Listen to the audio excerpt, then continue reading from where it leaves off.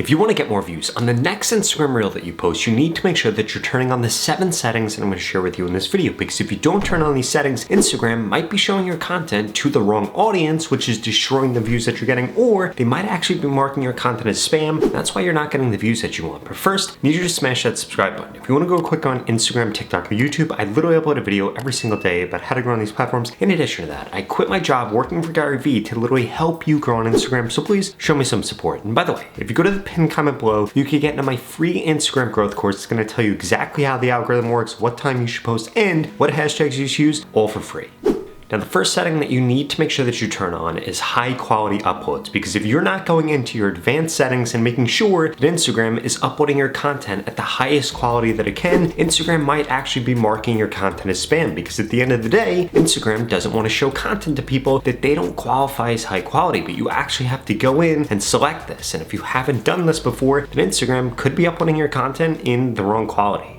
But that's not the only thing that you need to check when you're there. You also need to make sure that Instagram is automatically adding captions to your content, because here's the deal. Less than 50% of people on Instagram are actually watching content with the sound on. I mean, think about it. Most of the time that you scroll on Instagram, you might be out in public, you might be sitting next to your partner that's asleep in their bed, or maybe you're in class, and guess what? You can't have the sound on, so most people actually don't scroll Instagram with the sound on, which is exactly why you need those automatic captions. In addition to that, these automatic captions are going to allow Instagram to transcribe what you're actually saying within the content. So if you mess up your description, or you mess up your hashtags, or you mess up your topics, it doesn't actually matter, because Instagram's able to see what the voiceover within your content is saying, or what you're saying within your content, and then as a result, they're able to classify your content and show it to the right audience. For example, if you put no description, no hashtags, no topics on your content, but Instagram could see that you're talking about how to get six-pack abs, well, guess what? It's going to know exactly what type of people it should show your content to, and boom, it's going to increase the amount of views that you get. Now, those 2 settings are absolutely nothing compared to the 5 others that we're going to go through. And remember, the last setting that I share with you is by far the most important. In fact, it's one of the biggest hacks right now on Instagram that can skyrocket the amount of reach that you get. And it doesn't have to only be done with you. You could do it with your friends, or you could do it with other people in your niche, and it's going to help everybody grow. But first, that next feature is that you need to also be posting your content to Facebook. Now, I'm not saying you should post on Instagram and then go over to Facebook and post it. You need to make sure that Instagram is showing your content to both platforms, because at the end of the day, there's not that many people creating content over on Facebook, but guess what? There are billions of people that are logged into Facebook, that scroll Facebook. You might not be one of those people, but there are so many people that do that. So if you show your content both to Instagram and to people on Facebook, it can 2 to 3x the amount of views that you get. In addition to that, while they're over on Facebook, if they click on your video, guess what ends up happening? It brings them over to Instagram so that they can come follow your page on Instagram. A lot of creators don't click this box, and they don't realize that they're missing out on so many different views. If you're not doing this, I strongly suggest that you begin doing it, because it can only amplify your reach, and it can't actually hurt you. Because if people on Facebook don't like your content, well, guess what? Instagram isn't going to penalize you over on Instagram.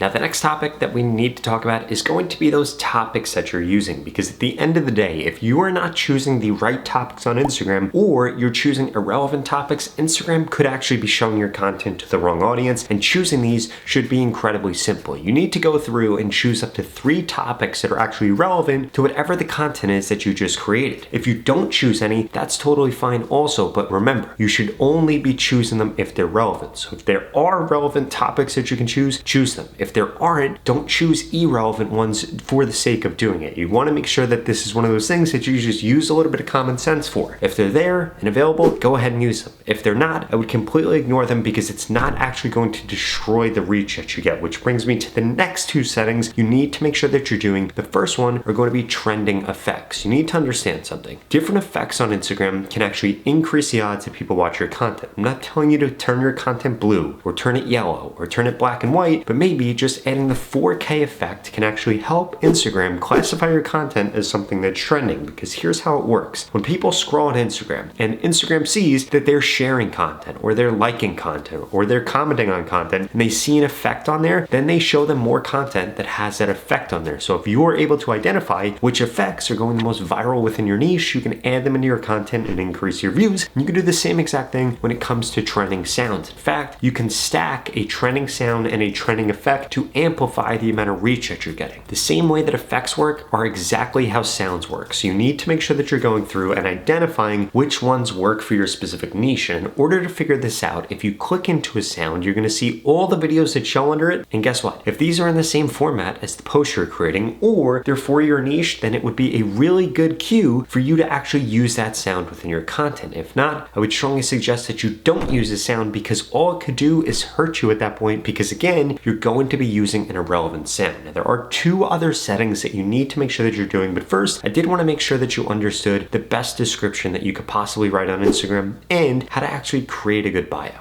So the first thing we need to talk about is what your profile actually looks like. There are 3 mistakes that I want you to correct. First and foremost, you need to have keywords within your profile. You don't just want to have a bunch of words or all your accomplishments. You want there to be specific keywords that people are going to search for. So when somebody actually searches for your niche, your profile gets pulled up, because this happens thousands or even tens of thousands of times a day. For example, if you're an expert on AI, put that in there, and then people are going to search for AI, and boom, your profile is going to come up. This is going to help you get more traffic, and ideally people that actually have intention behind consuming your content. The second thing you need to make sure that you're doing is adding keywords into your username, if you're able to do this. I wouldn't go crazy over this, but it's a really good move if you can mix that in there. And the third thing you want to make sure that you're doing is you want to make sure that your profile image is something bright. It shouldn't be something dull. It shouldn't be something that you can't see. It shouldn't be black. It shouldn't be all white. Instead, it needs to be you or your logo or whatever, and it needs to be bright. It needs to stand out, and it needs to be memorable.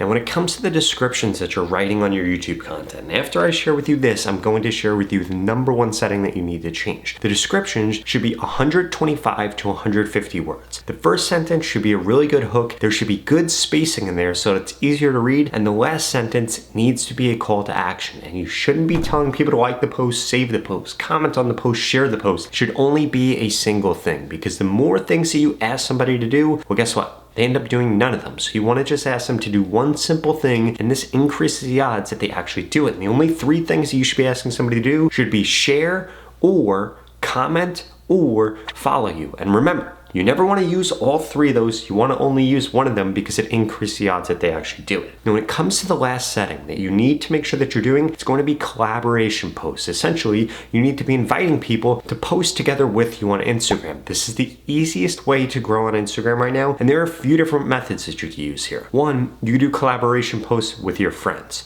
2, you could do collaboration posts with your competitors or other people in your niche. Or 3, a lot of creators are seeing a lot of success having a main account and a backup account, doing collaboration posts between the two, and this skyrockets the amount of reach that you get, because it makes Instagram push your content to people that aren't following either account, and this helps both of you get more views and get more followers. Now, at this point, I know that you're serious about growing on Instagram, and ultimately you probably want to monetize your Instagram, and I personally want to help you do that. In fact, I want to guarantee that I can help you grow quicker on Instagram in the next 30 days, because I'm going to be looking at your account, telling you everything you need to do differently, and showing you a bunch of content that you should actually be creating. If that sounds interesting, you want to work together personally to skyrocket your reach on Instagram, well, please keep watching this video, because I've got a special offer for you.